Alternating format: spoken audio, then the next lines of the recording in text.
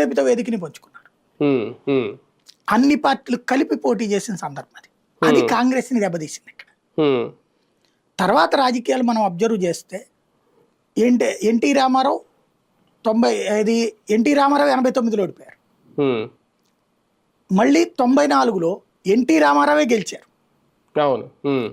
99లో అదే తెలుగుదేశం మళ్ళీ గెలిచింది వితౌట్ ఎన్టీఆర్. కానీ స్వయంగా గెలిచిన తర్వాత అప్పటి నుంచి చూస్తే చంద్రబాబు నాయుడు స్వయంగా గెలిచింది ఒకసారి, రెండోసారి రాజశేఖర రెడ్డి 2 సార్లు వరుసగా గెలిచారు. చంద్రబాబు గారు వరుసగా 2 సార్లు గెలిచిన చరిత్ర లేదు. చంద్రబాబు గారి జీవితంలో వరుసగా 2 సార్లు గెలిచిన చరిత్ర లేదు.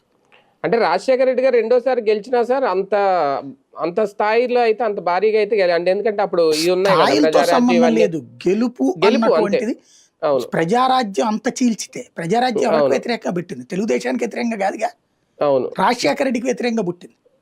పంచలోడు తీసుకొడతామన్నప్పుడు రాజశేఖర రెడ్డికి వ్యతిరేకంగానే కదా, కాంగ్రెస్ కు వ్యతిరేకంగానే కదా. అయినా కూడా గెలిచింది కదా కాంగ్రెస్ పార్టీ అంత టఫ్ ఫైట్ లో. వరుసగా 2 సార్లు గెలిచింది కాంగ్రెస్. అది కాంగ్రెస్ కి సాధ్యమైంది, అంతకుముందు తెలుగుదేశానికి సాధ్యమైంది. బట్ నాయకత్వం మార్పుతో